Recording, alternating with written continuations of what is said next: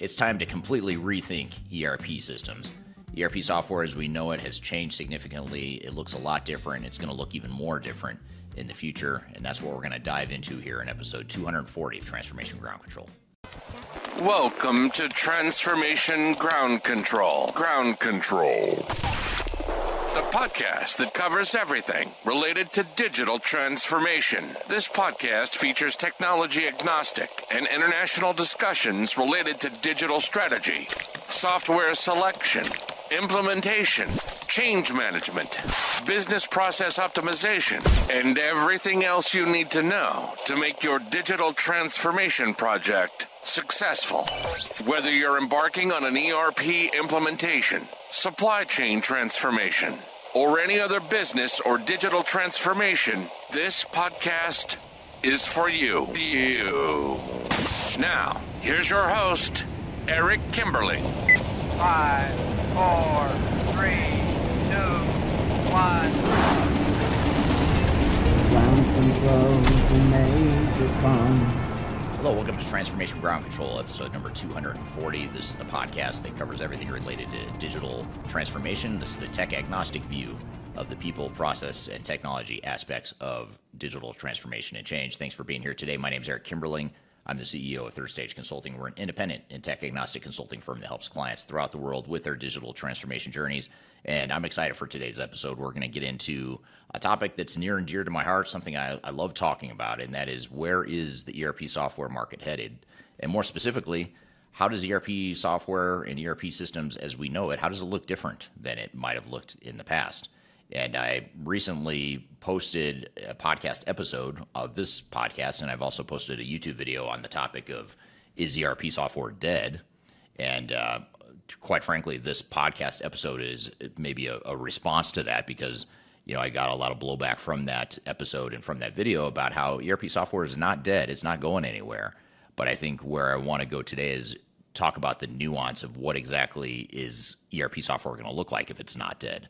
And to be fair, when I made the comment ERP software is dead, it was more not the whole category is dead, but ERP software as we know it is dead. The ERP software of the early 2000s and the 2010s, that just is irrelevant today. And as we looked at ERP software in 2020 and beyond, or in the 2020s and beyond, things are going to continue to evolve and look a lot different than they would have in the past. Now, if we back up and look at what the history of ERP software is, ERP software was really built as a manufacturing system to help tie together disparate systems across organizations. So in the past, before the category of ERP software existed, you would have multiple systems doing different things throughout an organization, and that would create silos of data. It would create broken processes. It would create end-to-end processes that didn't exist. It was more focused on silos and functions, and creating visibility across the enterprise and creating a common tool set and a common platform was the goal and objective of the ERP software category. And more specifically, ERP software really evolved from something called MRP, which MRP stands for Material Resource Planning. And back in the early days of manufacturing, when I say the early days, I don't mean back, before the Industrial Revolution. I mean back in the early days of computing in manufacturing. MRP systems were a way to plan materials and plan production. So big manufacturers that had to buy raw materials and plan their production out on the shop floor and then figure out how they're going to stock the inventory and how they're going to get that inventory to the customers. That was all being done via these MRP systems that then evolved into ERP sometime in the 70s and 80s. That whole category emerged in ERP, and they really took off. The ERP software category really took off in the 90s and the early 2000s, in particular when the Y2K crisis happened, when companies in the late 90s were fearing that their old obsolete technologies weren't going to survive the switch over to 2000, because a lot of that programming is done with 2-digit codes for the year. And so, if the year was 1998, it would track the transaction date as 98. And the fear is that when we switch over to the year 2000, the computers would glitch out and not know what to do when we switched over to 2000, because the 2-digit year would be 00. And so the fear was that Y2K was going to create havoc or wreak havoc on organizations and their systems that they were using at the time. And that really further fueled the adoption of ERP, because at that time in the late 90s, a lot of companies were still using old mainframes and stuff that had been built in the 70s and 80s. And so it was a perfect time for ERP software to really catapult into its dominant position in the enterprise tech space. So that's how we got to where we are, and that's why so many organizations started using ERP systems, and big vendors like SAP and Baan was big in the 90s. You had Microsoft Dynamics that emerged maybe a little bit later, in the 2000s is when Dynamics started to become more and more prevalent. And of course, Oracle had been around this entire time, and they really dove into the ERP space in the late 90s and early 2000s. So you started to see these big software vendors that were investing heavily in this ERP software category, and you started to see a lot more organizations trying to move towards this utopia and this vision of having one system that could integrate all their operations from not just manufacturing, but also financials, customer service, sales, HR. Now, as we get into robotics and Industry 4.0 and the internet and things like that, now you start to look at ways that ERP software could tie together all those different functions, all those different data sets to address some of the problems that were caused by older technologies. So now we fast forward to where we are today, and companies have been on this journey, this hopeless journey, I would say, to try and find one system that could magically solve all their problems and tie together all their technology needs into one system. And actually, for a while, that category did pretty well. I'd say in the 2000s into the 2010s, companies were actually being fairly successful at leveraging ERP technology. Now, the ERP implementations themselves weren't that successful. The failure rates were just as bad back then as they are today. 80% or more of these projects were failing, but eventually, as companies recovered and were able to actually get value out of their ERP systems, they started to see some value in having single systems tie together their entire operations.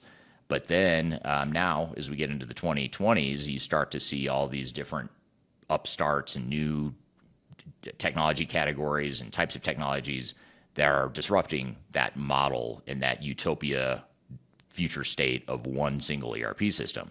And what I mean by this is you're starting to see companies that are picking off little niches within the ERP landscape to try and do things better than any one ERP system could possibly do. And if you think about it, imagine trying to build a system to do everything that a business would need to do in any one industry, and then think about trying to do it in multiple industries. So a lot of these software providers like SAP and Oracle and Microsoft are providing enterprise-wide capabilities for a number of different industries. And even as big as these vendors are, it's impossible to keep up with the changing and evolving needs of these different industries, and it's impossible to be everything to everyone. And so that's where the cracks in the foundation of this ERP model really started to creep in. And nothing really happened with it other than just create pain and frustration for a lot of organizations that couldn't get what they needed out of their ERP systems. But then companies like Workday came along, Salesforce came along, and Workday came along as an HR technology. Salesforce came along as a CRM technology. They weren't trying to be ERP vendors. They were trying to be a solution provider that did something better than traditional ERP systems could. And they did really well at it. They did extremely well. Workday has really now positioned itself or established itself not only as an HR tech provider, but now as a financial system provider, and some would consider it an ERP provider. Same with Salesforce. Salesforce has evolved beyond just CRM to where now they've created an entire platform that is now being used by not just CRM users, but also other extended applications that are built on the Salesforce platform. So you have products like Rootstock, for example, that are built on the Salesforce platform for manufacturers, and it enables or allows manufacturers that are using Salesforce to now bolt on or add Salesforce-driven applications that are specific to manufacturing. So I bring up Workday and Salesforce as two examples of how the cracks in the foundation of the monolithic single ERP software provider, those cracks in the foundation were already starting in the early 2000s into 2010s, but as Workday and Salesforce came along and really disrupted the model, they started to prove that there were better options out there potentially, or better alternatives or additional alternatives for these ERP providers. And now, as we get into the 2020s and we're now rapidly approaching the 2030s, you're starting to see AI, you're starting to see the rise of platforms, you're seeing the rise of microservices, you're seeing the rise of low-code, no-code, all kinds of trends now, and of course, artificial intelligence. You're seeing all these types of technologies now that are really putting stress on this category of ERP software. And I think it's completely disrupting the market. And I think the ERP software space is going to look a lot different in 5 to 10 years than it looks right now. And that's really what we want to get into here in today's conversation is what is the future of ERP software? And just to give you some context in what we're going to cover today, we're going to get into our guest here in just a few minutes. We're going to have guests on the show from Priority Software, which is a mid-market ERP provider. And they're going to be on the show with us to talk about really the future of ERP, but more in the context of mid-market providers. What are some of the pros and cons of working with mid-market ERP providers that maybe aren't household names that everyone recognizes, but they're providing some great solutions that could be good fits or at least fits worth considering for your organization. So we're going to talk to Eyal and Evgenya from Priority Software based out of Israel. They'll be on the show here in just a few minutes to chat about that topic. And then later in the show, we're going to have Baan on the show, Baan is very interesting because he's been on the show before multiple times, and he was actually one of the founding fathers of the ERP software category. But what's even more interesting about him is now he is doing his part or playing a role in the disruption of the ERP market, the same exact market that he helped create with Baan software back in the 80s. Really, he started the company in the 70s. In the 80s and 90s is when Baan grew into prominence. And actually, Baan was the leading ERP provider before SAP came along and sort of overtook that mantle or that top position in the tier 1 ERP space. Baan software has since been purchased and acquired by Infor Software, and now Baan has moved on and started a company called Rapid. And it's a low-code, no-code development platform, composable ERP, microservices. It's a way to pull together multiple technologies and provide artificial intelligence and integration across multiple technologies, as well as a development platform opportunity as well. So we're going to have him on the show as well. We're going to have an interview that I had with him at our recent Digital Stratosphere conference. I had a chance to sit down with him one-on-one and have about a 20-minute or so conversation about the future of ERP and whether or not ERP as we know it is going to change. And spoiler alert, the answer that we come to, or the conclusion we come to in that conversation, that yes, ERP software is indeed, in fact, going to change significantly, even more so than it already has here in the 2020s so far. So we're going to talk about what that future looks like with Baan later in the show. So we've got a lot of great stuff to talk about. Before we bring on our first guest, though, just a couple of quick additions to the threads or the themes we're seeing in the marketplace right now. And this is really interesting to look at, comparing that history of ERP that I just shared with you, now looking beyond that to what's happening now in the ERP software space that is driving some of these changes I talked about, the things that are creating further cracks in the foundation of this utopia of one single ERP software providing all my solutions that I need in one neatly packaged out-of-the-box solution, which, by the way, it sounds good in theory. I think that would be amazing if we could all find that one system that could automate our entire operations, give us one platform, one single source of truth, provide total integration, provide industry best practices, and solve all of our problems in one acquisition of one technology. The reality is it's just not realistic to get there for most organizations. For some smaller ones, yes. For smaller organizations that don't have much technology to begin with, yes, potentially you might go buy, a NetSuite or, one of the Sage Priority Software, one of the types of ERP softwares that provide technologies to the small and mid-market. If you're smaller, maybe, but if you're of any sort of size, complexity, or scale, chances are pretty high that one system is not going to solve all your problems. So the reason for that is because I mentioned a couple of these things. One is that the rise of composable ERP. So we talked about how ERP software and multiple solutions now isn't as bad of a thing as it used to be. Because the reason, getting back to the history of ERP, the reason companies were frustrated and grew tired of having multiple systems is because back in the day, when you had multiple systems, it was really hard to get those systems to talk to one another. In some cases, it was impossible because it was a closed platform, or it just didn't have the integration tools at the time to be able to tie together different systems. And it became somewhat of a, not a faux pas, but it wasn't viewed favorably. When you thought about best of breed, when you thought about integrating multiple solutions, organizations thought negatively of that. They thought of that as the antithesis of what they were trying to accomplish or what they really wanted, which is one single system. But now the reality is these development tools that have emerged, the integration tools, even the use of AI as sort of a pseudo integration type of tool, in that you can layer in AI to solve some of the integration problems that companies have, because now AI can go gather that information across multiple platforms instead of necessarily having to integrate the solutions. Although, if you do want to integrate solutions, there's plenty of tools out there. That's why companies like Boomi, for example, has really taken off, because it's creating these almost like middleware sorts of solutions that allow you to tie together multiple systems a lot more easily now than it used to be. 20 years ago, it was a pain to have to integrate systems. And it still is somewhat of a pain, because you do have to manage multiple systems. You've got to figure out, how to manage the data and ensure that the data is giving you one single source of truth. You have to make sure the data is integrated and that you don't have multiple conflicting data. So there is some pain to it, but from a technology perspective, from an architecture perspective, integrating systems now is a lot easier than it used to be. And there's a lot more options, a lot of tools out there. There's also a lot more out there in terms of custom development. Custom development oftentimes has a negative connotation, in that, why would you create something custom if you could just buy software off the shelf? And yeah, that's true. You could buy software off the shelf in most cases for a lot of different functions in your business.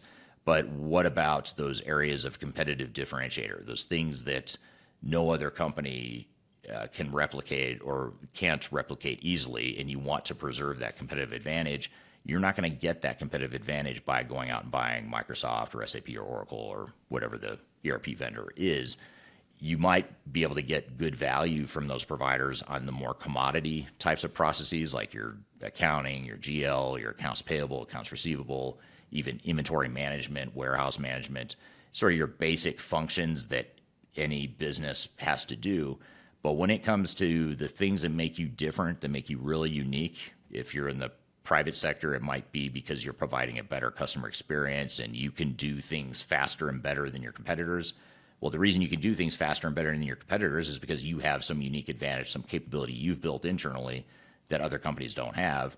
And you're certainly not going to get that same capability by just going out and buying commercial off-the-shelf software. So that's why custom development and looking at these development platforms selectively. Now, you don't necessarily want to go build an entire ERP system from scratch, but it may be that certain parts of your business are so important, so unique, so much part of your secret sauce that you do want to have some sort of custom development there. Well, now with products like Rapid, which is the Baan company that we're going to come back to when we talk to Jan later in this episode, when you look at tools and products like that, now you have options. You have ways that you can build on a platform some relatively custom solutions that can then also integrate with your legacy systems. And that's another example, by the way, is Palantir. Palantir is a little bit like Rapid, maybe on a larger scale. They tend to focus a lot on big government institutions, military and government institutions. So Palantir has grown largely because big governments are the ones that are going to have the hardest time, and typically do have the hardest time moving from a legacy system to a new ERP system. So Palantir comes along and says, leave your legacy system in place, and we'll provide that top layer that integrates, provides workflows between the systems, and provides that single source of truth on the data side. It provides a single user interface, that sort of thing. So it's almost a substitute for ERP, if you will. And so, government institutions oftentimes have trouble because they're so big, they're so complex, there's so many people involved, they're oftentimes slower to change. And so that's why Palantir has really capitalized on that reality by providing something that's an alternative to ERP. And so composable ERP, custom development solutions, that's another thing that's driving a wedge or creating a larger crack in the foundation of ERP. And then you also look at some interesting things that are signs of what's happening in the space is when you look at cloud native ERP vendors like NetSuite or Workday, Salesforce, Acumatica, some of these cloud native providers. And when I say cloud native, I mean they were built in the cloud from the start. A lot of current ERP vendors are trying to move their on-premise systems to the cloud. And that requires a complete rewrite of the code, a complete rewrite of the applications. And so they're almost starting from scratch, whereas the cloud native providers, the ones that started in the cloud 20 years ago or whatever it was, like, for example, NetSuite actually started more like 30 years ago in the cloud. And this is way before cloud was at all a thing. You know, it wasn't widely accepted. And in fact, it was kind of strange at the time. I still remember thinking it was odd. Like, why would you have your applications in your data offsite somewhere else? Now, of course, you know, you look at that and say, well, that's just the way the world works. But it didn't back then. And so when NetSuite came along in 1998, when Larry Ellison and Evan Goldberg were the two that started the company, they were way ahead of their time. But they're doing better now because they were so far ahead of their time that now the rest of the world is caught up and they're actually ahead because they've always been in the cloud. So all the R&D and the innovations they've built, and it's not just NetSuite, it's also Acumatica, Salesforce, Workday, et cetera. The ones that started in the cloud have a leg up because they already have all these capabilities and advancements built in for the cloud. And so you look at these vendors and how they're doing now, those cloud-based vendors are outperforming the legacy on-premise vendors like SAP, Oracle, et cetera. When I say Oracle owns NetSuite. So yes, NetSuite's growing very quickly, but Oracle also owns Fusion, which is the legacy provider that was Oracle's only ERP system, or their main ERP system, before they bought NetSuite. They also bought a couple other software vendors along the way. But point being that these bigger on-premise incumbent ERP vendors are not growing nearly as quickly as the cloud native providers. So that's a sign that, you know, some of these mid-market, these mid-tier providers can actually do well. They can provide a lot of capabilities for the customers. So that's another thing we're seeing. Another trend is that these cloud native providers are doing exceptionally well in the market right now. You're starting to see more with two-tier ERP strategies where you might have a core ERP system, but then you might have other systems that handle some of the edge capabilities, or maybe certain locations, if you're a multinational, might be on other systems, but it all integrates back to a core ERP system. That two-tier ERP strategy and approach is becoming more and more common because if you look at what ERP is good at, ERP is really good at, I'd call it vanilla transactions. If you're, you know, trying to close the books, if you're trying to, you know, run your accounts payable, your accounts receivable, you're trying to keep track of customer orders, you're trying to manage your inventory, your warehouses. Those are all fairly commodity, you know, fairly basic. And I say fairly, it's, you know, nothing's basic. Everything has complexity. But compared to some other processes, those are the more fundamental, basic things that make sense to have in an ERP system. But then when you get to something more advanced, like when you get into advanced planning, or you get into managing your sales pipeline and your sales force, those might be things that are better handled by a third-party system that then bolts onto your core ERP. So that two-tier ERP strategy is becoming more and more common.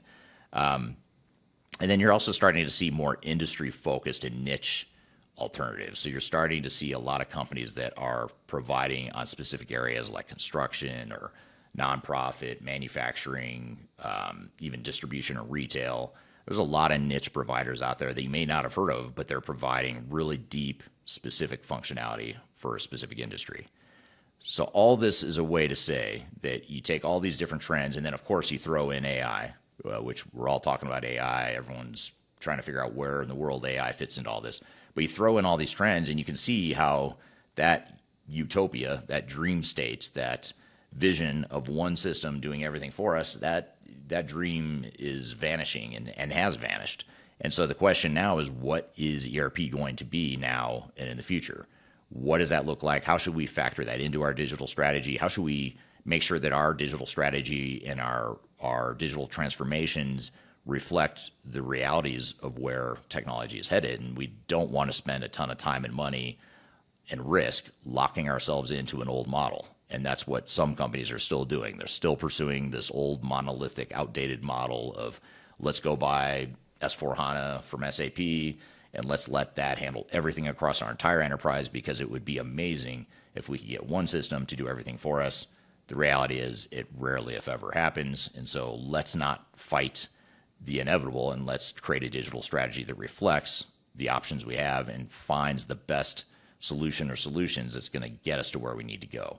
And spoiler alert, most of the time that means more than just one single ERP system. Generally speaking, you need more than that. And in fact, a lot of times I'd say the reason why so many of these digital transformations fail is because so many organizations are trying to force fit their organizations into a single inflexible ERP system that doesn't fit their needs and doesn't give them the flexibility and the innovation they need going forward.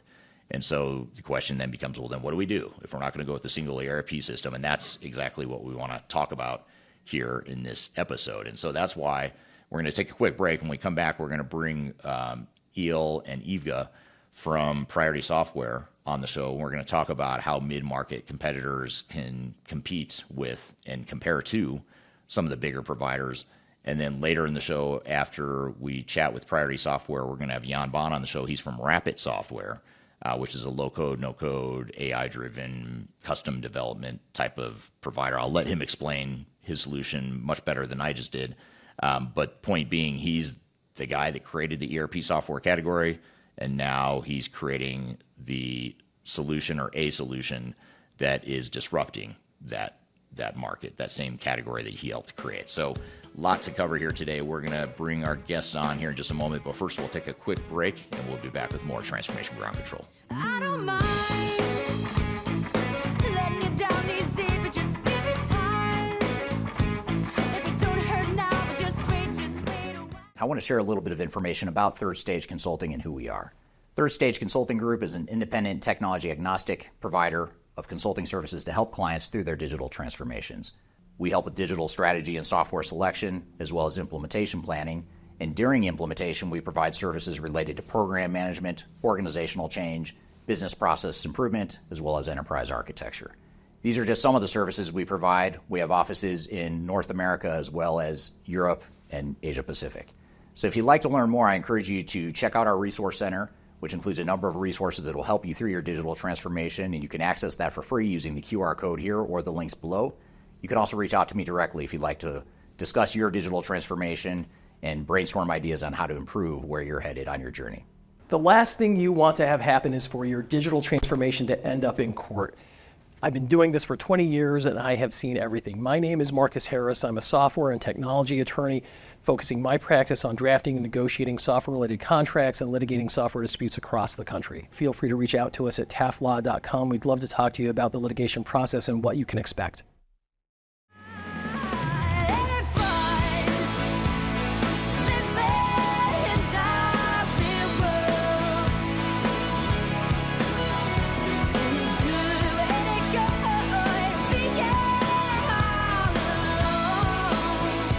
Hello, welcome back to Transformation Ground Control. This is the tech agnostic podcast that covers everything related to digital transformation, including the people, process, and technology and strategy sides of change. My name is Eric Kimberling. I'm the CEO of Third Stage Consulting.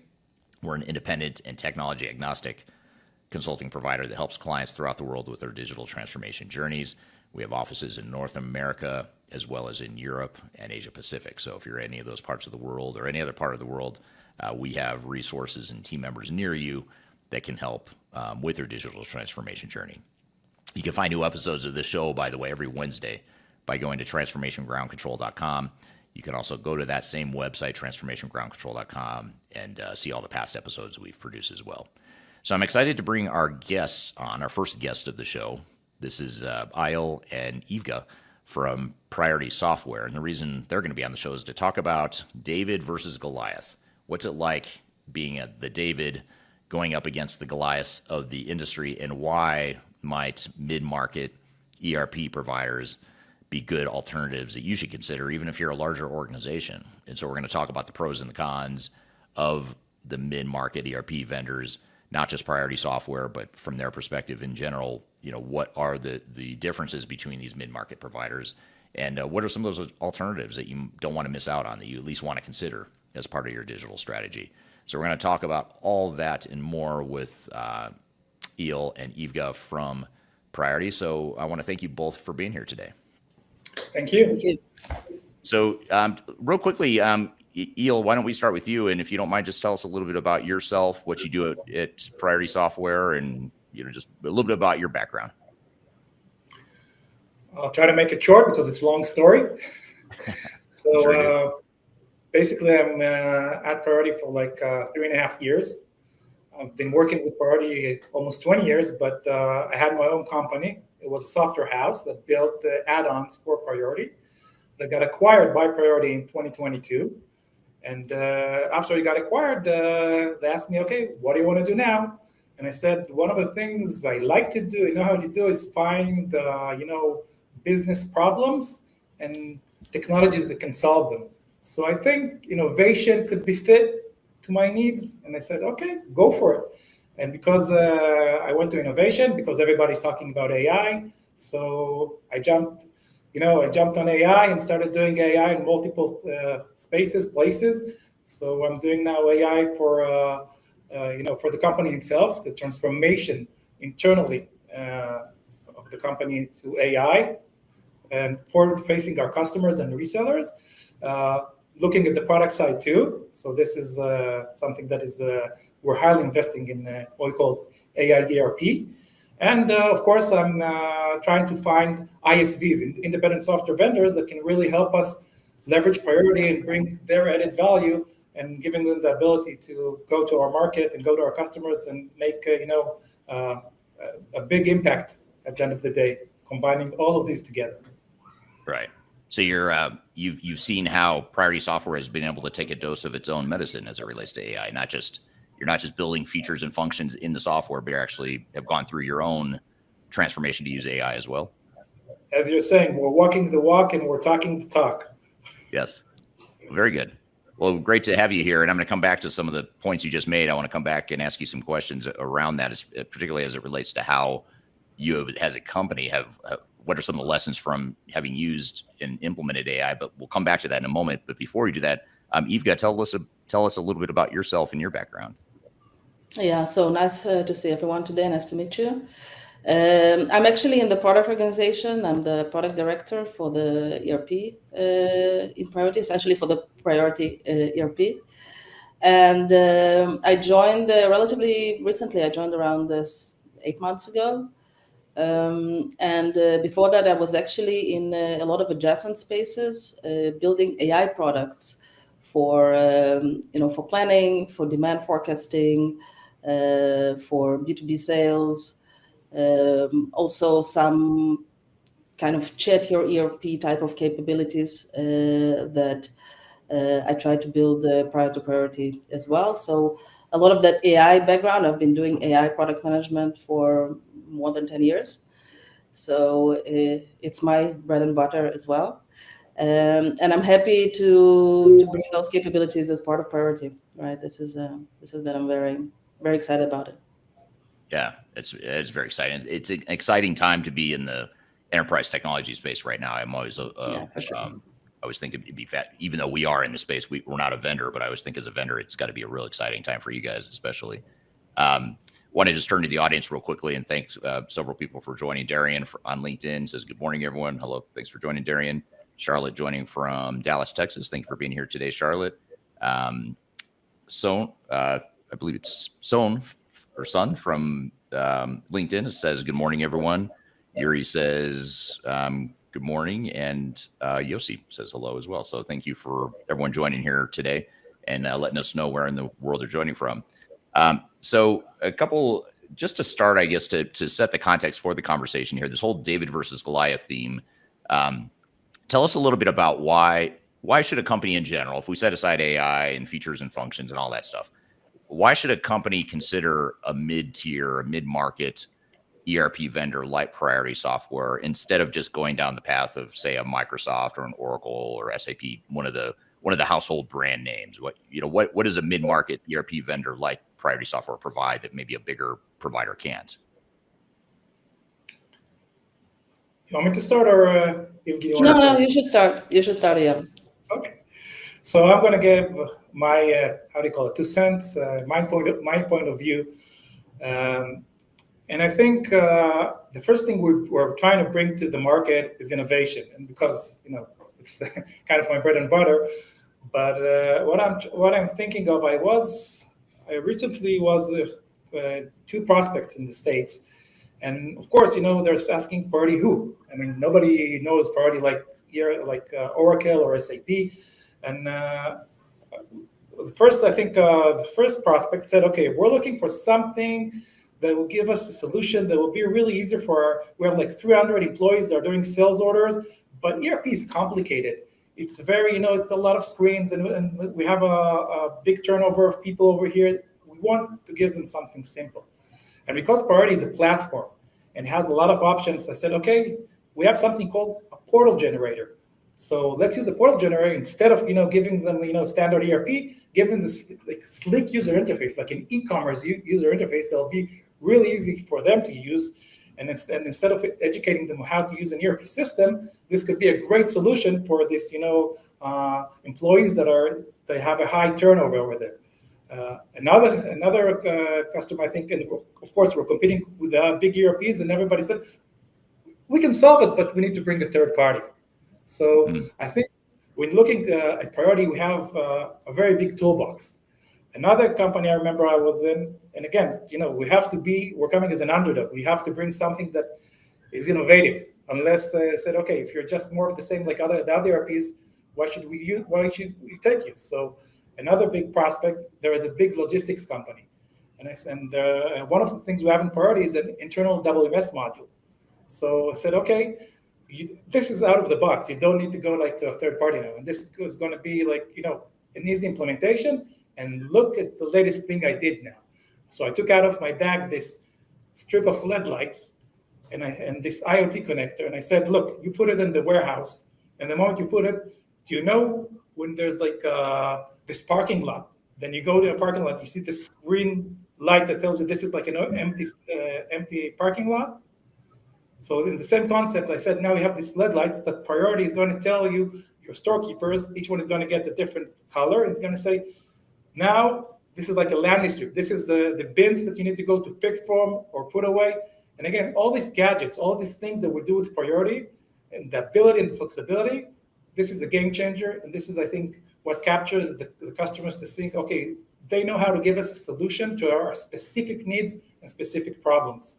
So this is the kind of short stories that we're competing with the big, let's say the big ERP ones, and I think this is what makes the difference: the innovation, the agility, the concept of it's a platform, and giving you the ability to be self-sufficient. This is very important: the ability to be self-sufficient. So this is some small story. So I would add to that we bring. And again, it's a platform play, right? We bring a lot of APIs, and the platform is very extensible. So essentially, it's very easy to build and connect other things to Priority. And as Eyal mentioned, you can really do it by yourself, right? You don't necessarily need like a third party or an integrator or something like that, and it just makes things so much faster, right? So this is like the speed of implementation that you can get with a type of solution like ours, compared to the bigger names you mentioned. Right. And the other thing too is if you're a buyer, if you're an organization that is looking to buy an ERP system or any sort of enterprise tech, you also have to think about, how important am I going to be to that particular vendor? Because if you're, for example, if you're going to go buy, let's say Microsoft D365 or Oracle NetSuite, whatever it is, you're just going to be a small fish in a huge pond. And, sometimes working with a mid-market vendor, you just get more attention. They don't have tens of thousands of clients that they're trying to balance competing demands for. So I think there's some merit in that as well, especially if you're dealing with a product that can scale. If it's a product that can scale with your growth, why not have a vendor or a partner that's going to treat you accordingly, treat you with more attention and whatnot. Really truly treat you as a partner and not a customer, right? It's a slightly different mindset, I think. Yeah. And so if we think about some of your bigger customers, let's focus on your bigger customers that maybe have looked past just the brand names and have really dug in to understand what Priority can offer them. How do you balance that sort of innovation that you need to provide as a smaller, when I say smaller, I don't mean you're not small, but you're smaller than SAP, let's say, but being a mid-market provider, how do you balance that innovation and that speed that you just talked about? And how do you balance that with remaining stable, reliable, scalable? How do you find that right balance for your customers? So basically, Priority, as I said before, it's a platform, and it's built on top of layers. So everything we're doing, we're putting like another layer that is basically consuming the other layer. So it's not like we're rechanging or we're doing everything. So if we have like now this AI layer that gives you the option now to do requests with natural language, it's behind the scene activating the business layer and the data layer. So at the end of the day, it's very strict. I mean, it's not like we're changing the system. So it's like just coming on top. The moment it's on top, the risk is minimal, because at the end of the day, it's continuing with your credentials, and it's continuing with all the business rules and all the customizations. And again, we're always thinking how it can be customizable and it can be self-sufficient. And as a platform, the platform gives you the ability to leverage, all these capabilities fast, and of course with minimal changes. It's just putting things on top of it or the previous layers. Right. Anything you'd add to that, Evgenya? No, I think Eyal has just laid it out very nicely. So maybe Evgenya, you can help with this question around APIs and integration. So what you talked about how it's a platform, and you talked about the extensibility. You and Eyal have talked about the extensibility, but how do APIs and integrations help mid-market vendors compete? Why is that so important? When you talk about this being a platform and the extensibility of the platform, why is that so important for mid-market companies? So I think it is.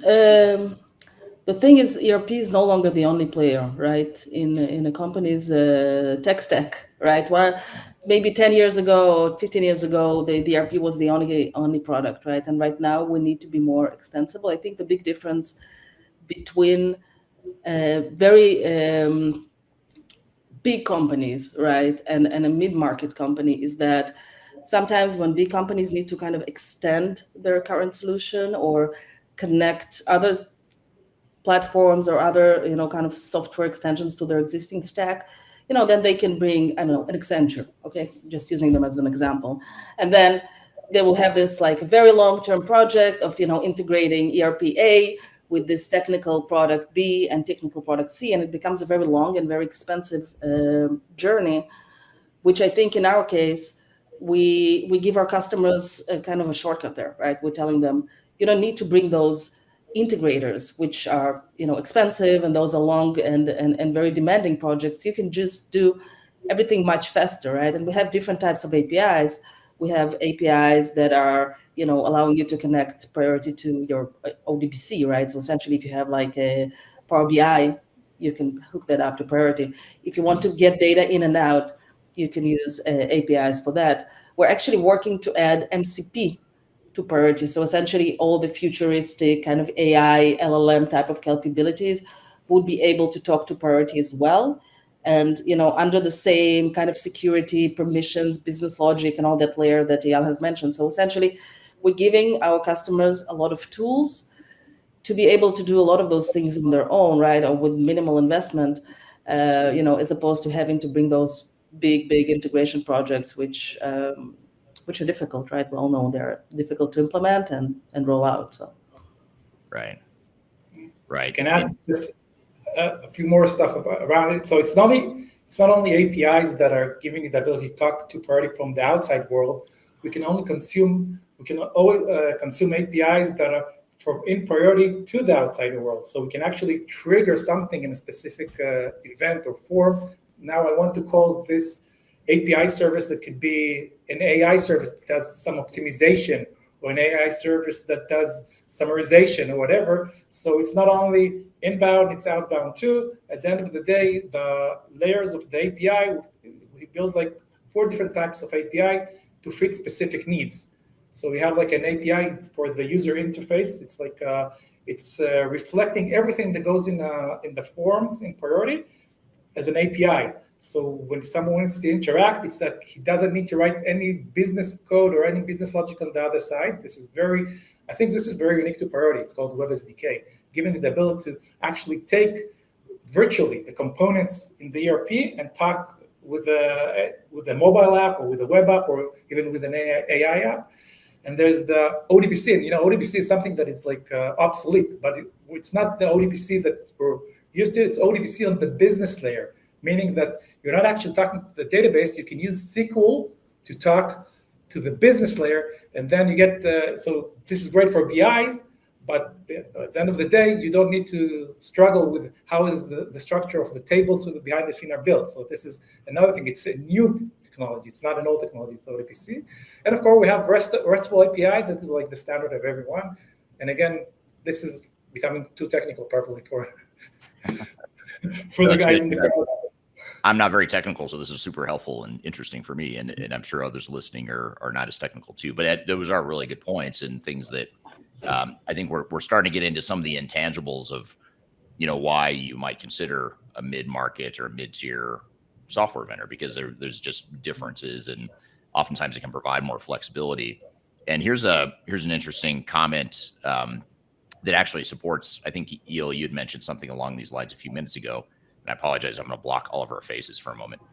This is from Yuri on LinkedIn. It says, I'm from Armenia, based in France. I provide technical and functional services for Sage X3 clients.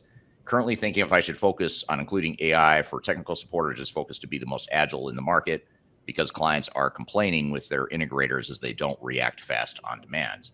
So, I bring this up, not as a question, but just more as a validation that, something Yuri is seeing is that, sometimes these big software vendors, these big providers, the big integrators just can't respond or react fast enough. They can't be as innovative, and they're certainly not going to be as flexible. And in many cases, the platform itself is not going to be as composable or extendable and flexible as some might want.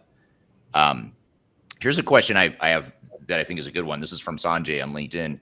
Sanjay says, how can mid-market companies offer similar benefits to larger enterprises? So mid-market vendors, I assume you mean. So, maybe, looking at some of Priority's larger clients, because you're not just dealing with smaller, retail shops or smaller distribution companies, you're dealing with some larger organizations as well.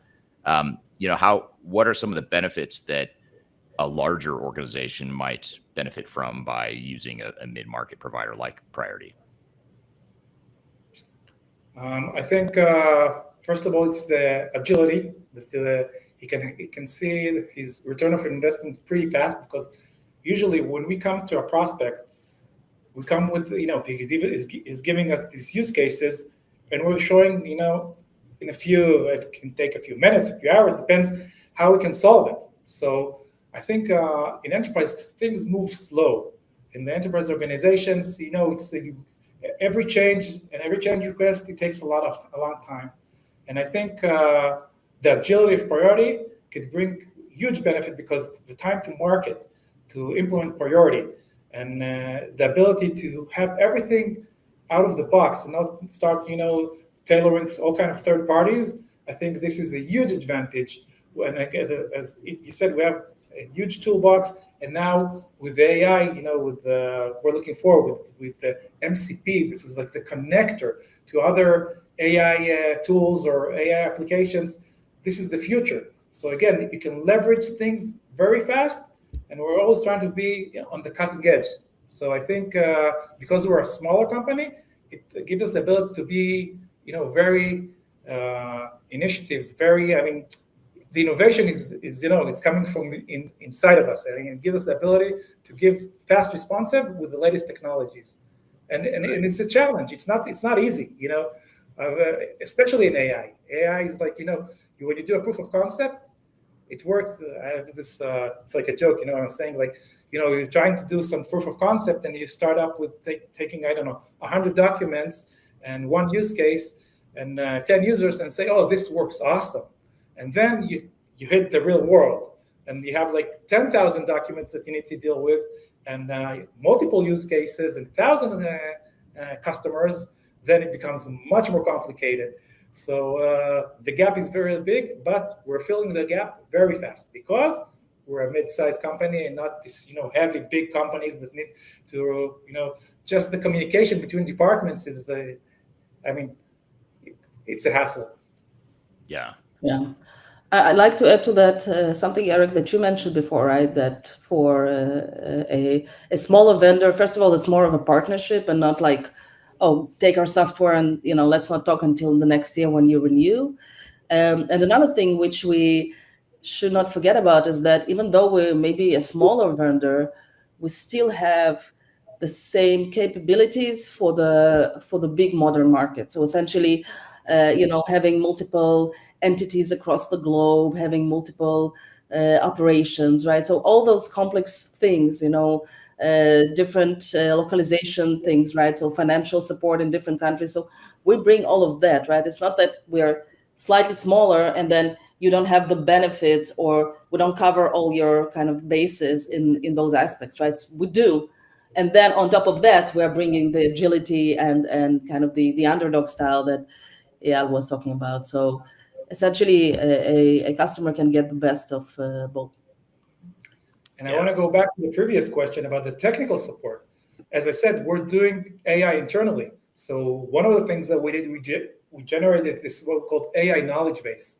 So, and we implemented it for our customers in our customer portal. So when a customer wants to open a service ticket, we have a deflection system. What it means, when he tries to open a ticket, it says, okay, let me try to answer it for you. And if I got it answered, then the customer got a response immediately. Doesn't have to wait in the queue, and we have less amount of open tickets on our service team. So it's a win-win.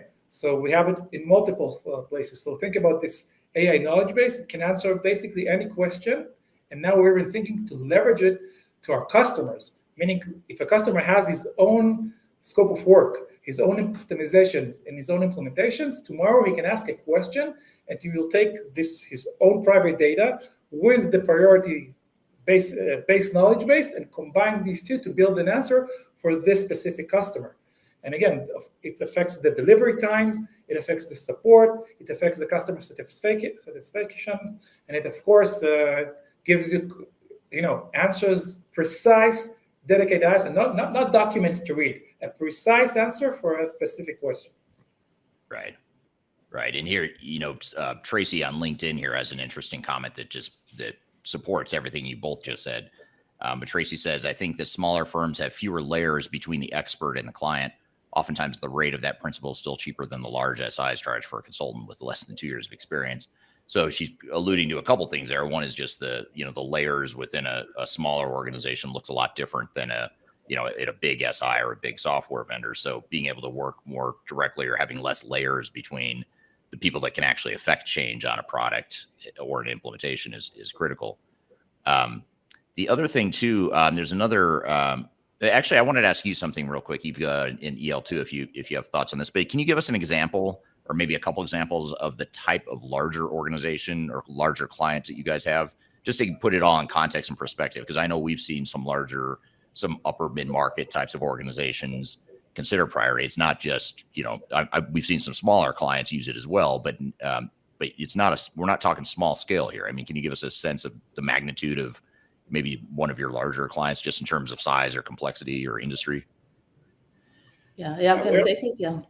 You have like enterprises that have underneath them 50, 60 different sub-companies or sister companies that have thousands of users and across even multiple regions. It could be they have a base, in the States, and they have like offshore in Europe or in South America. It doesn't matter. So we are dealing with the complexity of all of this, let's say, major enterprise companies, and we're doing it pretty good. And as I think about it, I think priority, one of the things that we can see, we have a lot of resellers, and the resellers are really happy to give support and give and sell priority, because at the end of the day, I think one of the things that makes an ERP a good ERP is if you have a lot of happy resellers, if they can make money out of it, if they can sell and they can actually be self-sufficient. At the end of the day, not only our customers wants to be self-sufficient, even our resellers wants to be self-sufficient. And I think the ease of use gives us the ability now to extend it with the resellers, and of course, the magnitude of companies from 2 and 3 licenses to thousands of licenses. You can see the full range of companies over here, and from all industries. We can find. I can't even think of an industry that we're not into, from healthcare to the food industry to plastics, retail, whatever you think about. I think we're already over there. Yeah, and even complex manufacturing processes as well. So it's not like we're not just like dealing with those simpler customer use cases, right? We have customers who are using priority with manufacturing, discrete manufacturing, process-based manufacturing. So those are very complicated, even computationally very complicated processes as well. So So the differentiator is not coming from low-hanging fruits. Remember, we're here to solve the complex problems. If we solve them, this is the differentiator. Right. Yeah. Well, and a lot of people don't know this, and I didn't know this until more recently. But you guys have, so Israel is not a tiny country. I mean, there's a lot of commerce, a lot of diversified industry there, and you guys have a very dominant position in the ERP market there. I mean, you have a majority of the market in Israel, which a lot of people don't know. And so you think about that. Even if I just look at Israel, I look at one country, and I think of all the different types of companies, all the different types of organizations there. And to think that you've got, I think it's like 60% or more of the market in Israel was the number I think I heard or read. What are your thoughts on that? I mean, just even if because I know you don't just sell in Israel, you have clients all over the world, but within Israel, because you're based there, you tend to have a dominant market share. So I imagine there alone, you have quite a bit of lessons and capabilities you've developed over the years. Of course, Israeli priority is like almost, I think, 40 years old.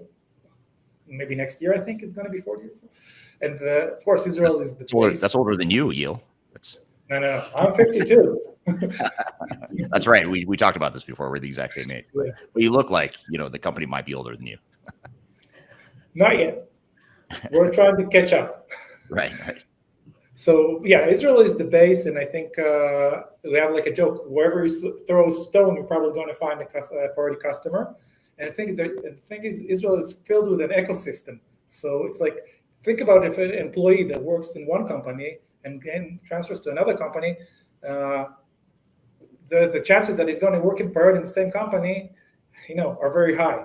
So in Israel, it's like everybody knows priority. They teach them in the academy, and I think it's like you can't. I mean, every business you talk to either heard about it, or is using it, or is going to use it in the future. Right. Yeah, and curiously enough, a lot of those companies in Israel are actually global. So they may start as maybe Israel-only companies, some, 15, 20 years ago, and then they start to expand globally. So essentially, they take us with them, right? We go global. So in addition to just selling in the global markets, right, we're also supporting the expansion of our, Israeli customers as they acquire businesses overseas, or they have some offshore operations and things like that, right? So they kind of take us when their businesses become bigger and more complicated. So we're supporting them. Sometimes they even invent new modules, either the customers or the resellers. So you have a company that just specializes in construction. So they created their own module of construction in priority. So give them the ability, the flexibility, and the ease of customizations gives the ability to, generate your own stuff. So it's either internally or can create a product and resell it on the priority market. I'm here with Eyal and Evgenya from Priority Software. We're talking about David versus Goliath and how ERP vendors in the mid-market compare to and might provide good alternatives to the larger, big ERP providers. We've got a lot more to cover. We'll be right back with more Transformation Ground Control. How can you see into my eyes like open doors? I'm excited to announce the release of our 2025 Digital Transformation Report. It's available now on the Third Stage Consulting website, www.thirdstage-consulting.com. This report gives you an unbiased, technology-agnostic insight to help you optimize your organization's projects for success. Get your copy today using the QR code in front of me or on our website. I recently published my first book. It's called The Final Countdown, Strategies to Reach the Third Stage of Digital Transformation. And I wrote this book because I really wanted to find a concise way to share some of my knowledge around digital strategy and how to get started on a digital transformation journey. So in this book, I cover 3 different sections. I cover the people, process, and technology aspects of transformation, with the idea that it's meant to be a starting point, a launching pad for organizations and team members that are going through digital transformations. So I encourage you to buy this book. You can get it electronically, you can get it paperback, or you can get it in hard copy, as I'm holding here in front of you. You can get it by going to thefinalcountdown.com. You can also search for it on Amazon if you shop at Amazon. Otherwise, just go to thefinalcountdown.com. Love to hear your feedback on this book as well. So I hope you check it out and hope you enjoy. Wake me up inside. I can't wake up. Wake me up inside. Call my name and save me from. Hello, welcome back to Transformation Ground Control, episode number 240. My name's Eric Kimberling. You can find new podcast episodes of this show every Wednesday by going to transformationgroundcontrol.com. You can also see past episodes of the show at that same website, transformationgroundcontrol.com. And the show is produced by Major Tom Productions and sponsored by Third Stage Consulting, which is an independent and tech-agnostic consulting provider that I work for.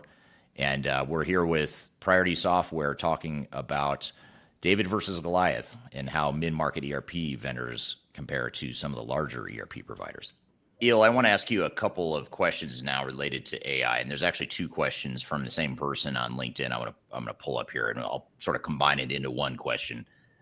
These are both from Darian on LinkedIn. The first question she has, I'll consider this a 2-part question. First part is, can you share an example where adding this AI layer solved a real customer pain point? And then part 2 would be, what early results have you seen from the AI knowledge base? So while we're on this topic of AI, I figured I'd tackle them both, but why don't we start with this part first? But can you share an example where adding this AI layer solved a real customer pain point, like a use case example? Mm-hmm. So we're our own guinea pigs. So I can even talk about what the game changer was here inside Priority. So when we generate this AI knowledge base, as I said, it's like this mega project that has a lot of use cases. So as I said before, think about the use cases. We have like tickets are being opened, and like each time the AI reads the ticket and says, okay, I can understand from the conversation that the problem has been solved. So automatically close the ticket instead of showing like in the service department, like there are 600-700 tickets open. Maybe it's only just 400. So people will deal only with the problems they have to deal with. And another thing we have, it's like we have this SLA of 24 hours, and we want to give the ability to give first response to the customer with some kind of resolution. So the AI, if it understands that it can solve it because it's an easy question and we have it in the knowledge base, it will already answer it. We talked about the deflection. Instead of even opening a service call, maybe we can solve the problem internally, with the customer, give them the final answer, and avoid even opening a service ticket. Another thing we did is like routing. Think about it that now you have people with special expertise, and someone is opening a finance problem, so he needs to find who is now on call and who can deal with it, and he will route it to the relevant person with expertise that knows how to deal with this service call. And again, there's a lot of things we did in marketing and in finance, so it's all around. I did things that analyze bookings. Now we're going to do churn. Put in like machine learning. It's not only machine learning because it's something that keeps on evolving. It's reinforcement learning. Again, it's terms from the AI world that can identify churn of customers, so you can be proactive. You're not waiting for things to happen. So all of this, all around, at the end of the day, is all about scale. You're doing the job 10 times more efficient. And I can give you more examples. I have this customer, and this is like in the delivery. I'm pushing AI in our IT department, in our delivery. So one of the things, we had this company that purchased a robotic warehouse, and they wanted to integrate it to Priority. Before, we wouldn't even think about taking a project of this magnitude, of this integration to the robotic warehouse to Priority. And I told the delivery team, don't worry about it. I'm with you. Let's start doing this. You'll see, it's not too bad. And it took, we had tens of hours of conversation of how to do the integration. But then with AI, to write the gateway that talks between the robotic warehouse and Priority, it took an hour. An hour with full documentation, and it's already running live. And it's a high volume robotic warehouse that integrates to Priority. So think about it. Before, you need to have, a staff of programmers programming things for weeks. And now it's something that is been done in an hour. So as I said, AI is a game changer, and it's all about scale. You're going to make things, it's take the same company, the same amount of employees, do 10 times more everything you're doing. And it's giving you automations. Instead of doing this repetitive work you're doing on a daily basis, move it to AI. Put human in the loop, and if something is, if it's not fully baked. Even in the product itself, when we're we want to give the customers the ability now to generate rules by natural language, for example. So even when you're asking something, create a business rule. So if I got if the profit was below something, then send an email. You just say it in natural language, and it will generate the rule for you, and it will show you, this is what you asked me for. Do I approve it? Yes, and that's it. So a lot of time we can do the stuff with the human in the middle. At the end of the day, as I said, you're focused on your job. You're focused on what you need to do best, and not of this repetitive, boring work that could be done with AI automations. Yeah, very interesting. Anything you add to that, Evgenya? So just a second on what Eyal mentioned on the platform side, right, on the product side. So we've added a lot of those AI automation capabilities that really help customers who don't have the intricate priority knowledge. And I use it for myself because, as I said, I only joined the company 8 months ago. So there are things about the product that I don't know yet, and I'm talking to Priority, right? So I don't know all the fields, or I don't know all the settings necessarily, right? And I can talk to Priority in human language, or search for things in human language, and it just finds things for me, which is great, right?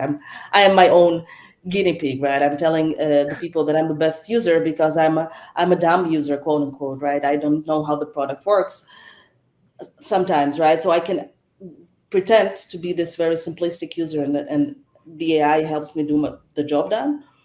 But on the second side, right, we're also adding AI to other places where the implementation and the usage is a little bit different, right? So we have the demand forecasting with AI, right? So you can train the models within Priority, and you can have your AI-powered demand forecasts within the product, right? And then they feed into your demand planning process and your kind of your working orders and things like that, so you can get this kind of as a streamlined processing. And the same thing around routing optimization is something that is going to be released soon. So we're not just adding AI to kind of improve the usability functionality, but also in those kind of the day-to-day tangible use cases as well, right? So we're trying to make sure that we're covering as much as possible with different AI capabilities, right? So it's not just like the Gen AI that everybody's hyped about, but also the older, right, the things like machine learning, right, Eyal mentioned, or optimization algorithms, or things like that still bring tangible value, right? And people can see the benefits of it, and the cost savings, and the improvements and the optimization. So they see this as well in their bottom line margins, right? So I'm happy that we kind of able to cover those bases, right, and not just focus on one thing or another.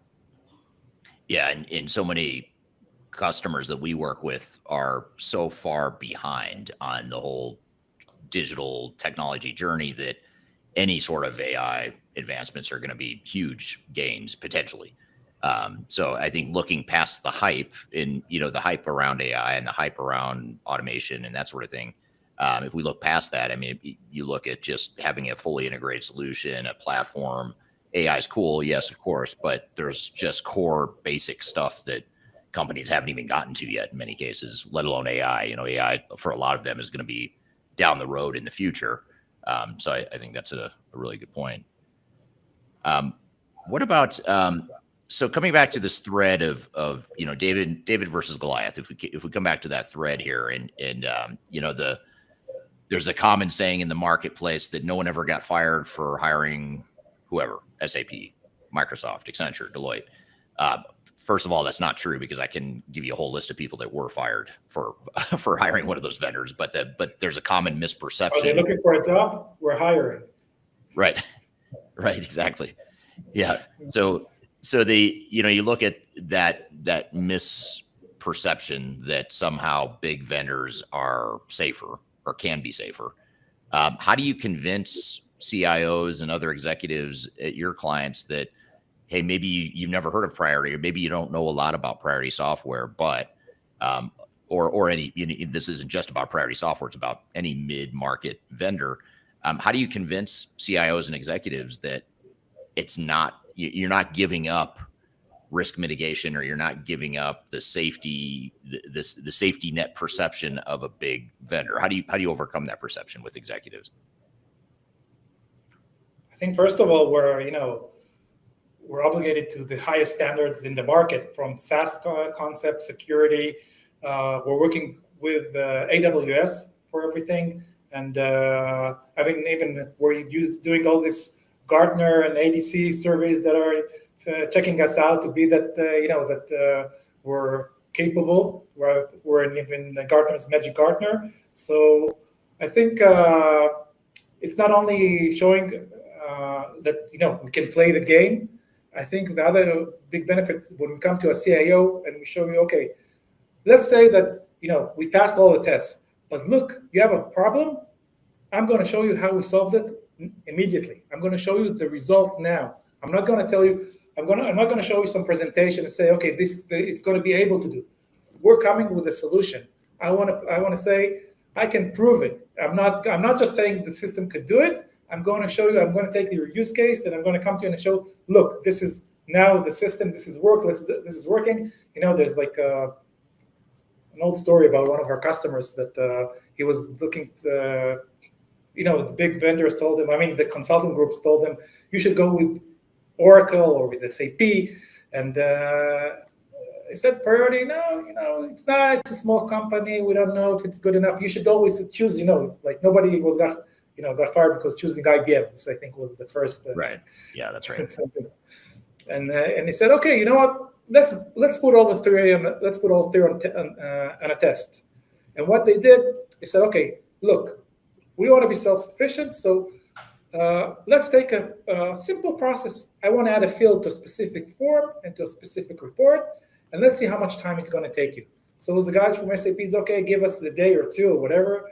And Oracle was probably the same. We know we need to bring this team and this team and this team, and it probably took 2 minutes, literally 2 minutes. So I think when we prove that we walk the walk and talk the talk, and we give you something that is, that works immediately, and it solves your problems, I think this builds confidence. It's not something, theoretical. Look, we can do it. We've done it. And if you give us challenges, then we'll show you it can be done. I don't know, Eyal. Sometimes those vendors, they have better PowerPoint demos than you. And kidding aside, a lot of times it's funny you say what you just said about how it took 2 minutes to create that or to demonstrate a certain example like that.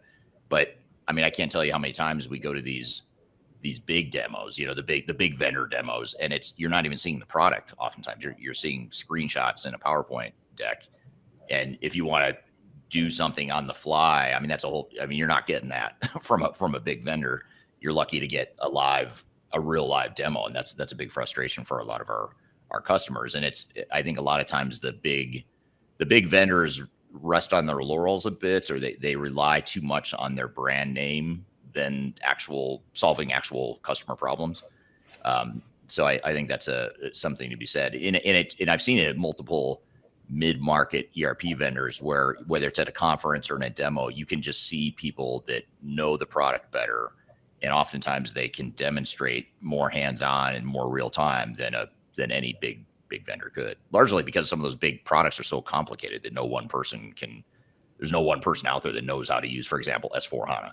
It's such a big, massive, complex, gnarly thing that you're not going to find a person that knows it all. You're going to have a whole team, a whole army of people that can, amongst them, all of them, figure it out.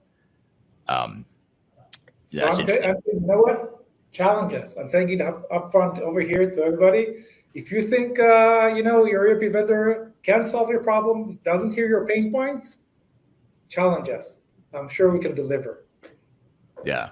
Well, in many cases too, I mean, both of you are hands-on involved in the product itself. And Evgenya, I know you mentioned that you've only been there 8 months. You're still learning, you don't know every single field yet, but I would venture to say that, you're not just the two of you, but an average priority software sales team, when we've worked with them, they seem to know the product better. And it seems like you're dealing with people that actually have hands-on experience with the product. They're not just out trying to sell the software. They, in many cases, were involved in developing it or implementing it. So I think that's an important differentiator as well. Yeah. So, go ahead, Evgenya. No, I just wanted to add that I think in many cases, customers are buying not just the software for now, but also for future. Right? For the unknowns that will come in a year and in 2 years and 5 years. Again, with priorities, it's simpler to get there, right? Without having those very complicated, like you mentioned, right? You don't need 20 people to add one field if you need something, if you need to extend your existing implementation. So I think this is what we bring to the table as well, right? With our flexibility and, a lot of different ISVs that integrate with us, right, and provide.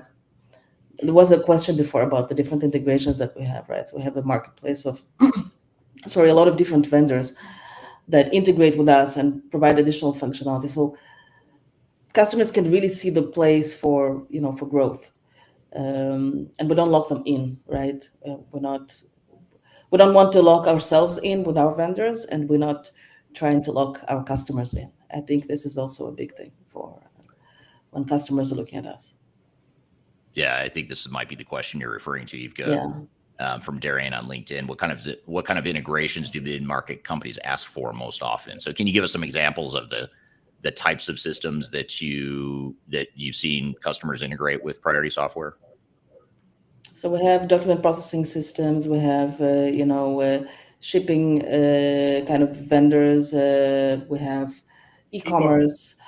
Yeah, we have some AI point solutions for specific use cases, which I won't remember, but they are in the marketplace as well, including, I think, fraud detection and other things that people can integrate. I don't know if Eyal, if you have more examples, but we really have a kind of a plethora of different tools that people can just kind of plug in, including things like automation tools and likes of N8N, etc. Right? So all those things can kind of easily plug into priority or get priority data in, data out type of operation. Eyal, do you remember some more of those integrations? Yeah, there's a nice integration that I took by myself. I mean, this professor from the academy says, okay, I have this innovation in AI. I built this algorithm to do, let's say, optimization of task management, to find the relevant equipment, the relevant employee.